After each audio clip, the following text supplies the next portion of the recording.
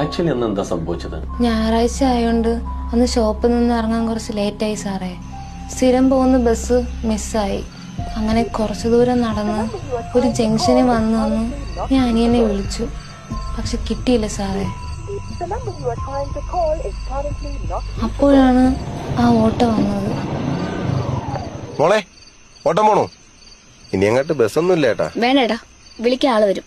വന്നാ മതി. ഈ ഏരിയ അത്ര ശരിയല്ല ഏട്ടാ.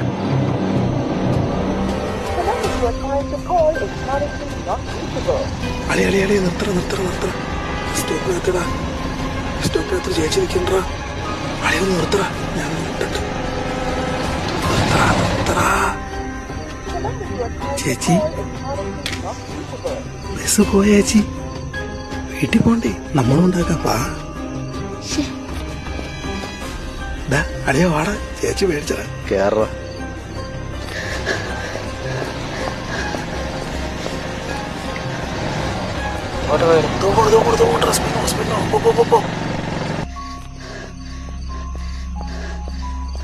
ചേട്ടാ, ഓട്ടം പോണം ചേട്ടാ. രണ്ട് പയ്യന്മാരുടെ പുറകെ വരുന്നുണ്ട്. കൊച്ചിനടുത്ത് എപ്പോഴേ പറഞ്ഞല്ലേ ഇവിടെ നിൽക്കണമെന്ന്. വാ കേറ് കേറ്.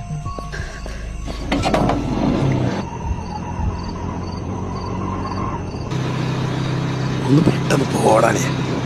കൊച്ചിനടുത്ത് എപ്പോഴേ പറഞ്ഞതാ ആ ഏരിയ ശരിയല്ല, അവിടെ നിൽക്കണ്ടെന്ന്.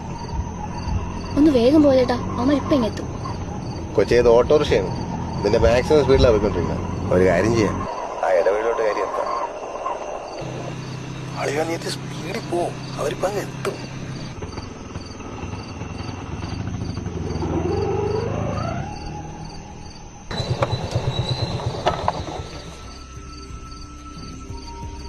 ഞാനേ അവന്മാരൊന്ന് പോയൊന്ന് നോക്കിട്ടെ.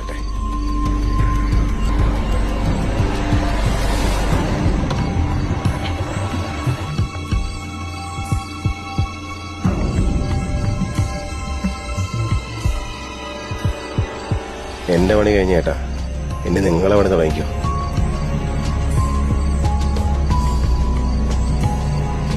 ആദ്യത്തെ ഇടി തന്നെ എന്റെ തല കറങ്ങിപ്പോയി സാറേ.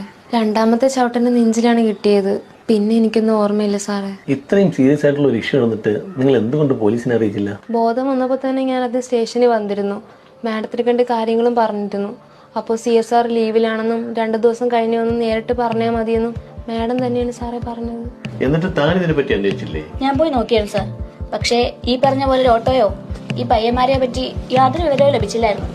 പിന്നെ കുട്ടിക്ക് വണ്ടിയുടെ നമ്പർ ഓർമ്മയില്ല. ഓക്കെ, ഞങ്ങളൊന്ന് അന്വേഷിക്കട്ടെ.